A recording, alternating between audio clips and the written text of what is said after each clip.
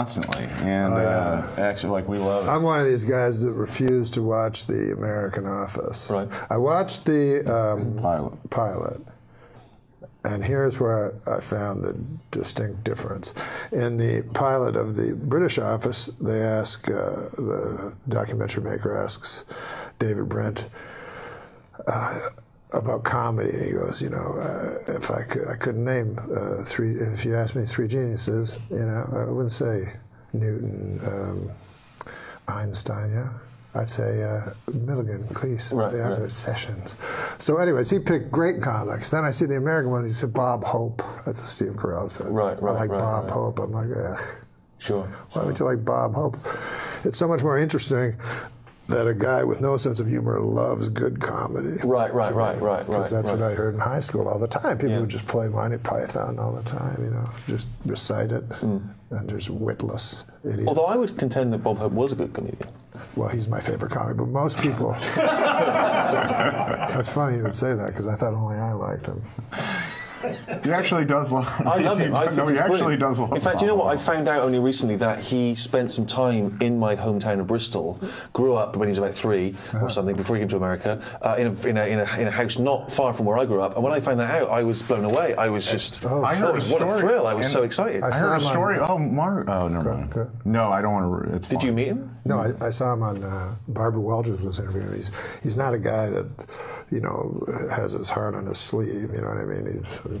And she said, I read that when you were young, you were, you know, a 2-story flat, and you know, you were 10 children, 3 of them died, and you had to go play the old hall, you know, just to survive. You know, and he said, isn't that wild? And then she said, you've been married 50 years. Like, how do you and Dolores keep the marriage going? He goes, I play golf. We have the dogs. But I like that he was only about comedy. That's what I like about Bob Hope. And also, you can't name a joke of Bob Hope's because he didn't have any. Like, he would just use bad jokes. Right. But he was brilliant. I liked his film persona, I think, more than his stand-up persona. People forget how great a physical comic. Well, and also you can clearly see how much Woody Allen stole from him in terms of the persona, the nervousness, the kind of the would-be womanizer being shot down, in which I tried to steal shamelessly as well. He just stole it, and then he thought, well, if I say I stole it, that's all right. Right. Yeah. I read that Milton Berle, when I was a kid, Milton Berle would always go, I'm a thief, you know. He goes, I sit at the back of the club. I like that kid. My hand hurts from writing. You know what I mean? And so they do these jokes. So naturally, you thought he wasn't a thief. Then it turned out he was. He was. Right. So there was this persona. So other comics must have gone, that motherfucker. Like, his persona is a thief. Did you ever meet one of your comedy heroes and just were devastatingly disappointed? Well, that's not a loaded question. The time I met Matlock, I have one story. Yeah. I met Matlock in a bookstore in L.A., and he was reading a big, heavy book, you know. So I tried to get up close. Do you know who Matlock is? He used to be Andy Griffith. He played Matlock. That wasn't his real name, Ben right? Matlock, white suits, lawyer. He's a big lawyer. So No. he's reading a book, you know, so I don't like books. No. They make me sleepy. But You surprised me. I got close to him.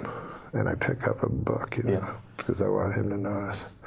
And I don't know what to say, so I go, holy fuck, I didn't see that shit coming, something like that, right? And then he turns to me, and I was younger, and he said, it's nice to see a young man who likes literature. And I go, I like literature, I like TV, I like lawyers, you know, I like whites. And then my throat got dry, and my whole being felt like I was somewhere else. I never felt such a feeling. It was not him. Didn't even look like him. And you know what? Yeah. Stephen, I'll say this. Not a day goes by I don't think about that fucking old man, how much I hate his fucking guts. No, I hear you. I hear you. Well, thanks for coming. I don't think we can use that one on the show tonight. You'd be surprised. That's one time I was on SNL, and the producer's name on SNL was Lorne Michaels. And I was doing a bunch of jokes about Michael Jackson. And he said, Norm, you don't want to get sued by Michael Jackson. And secretly I did.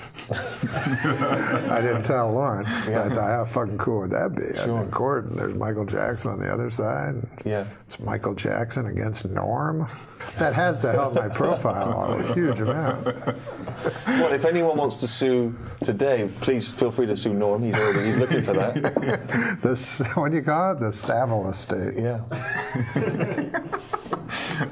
Wait, what about these questions? You still remember dialogue from the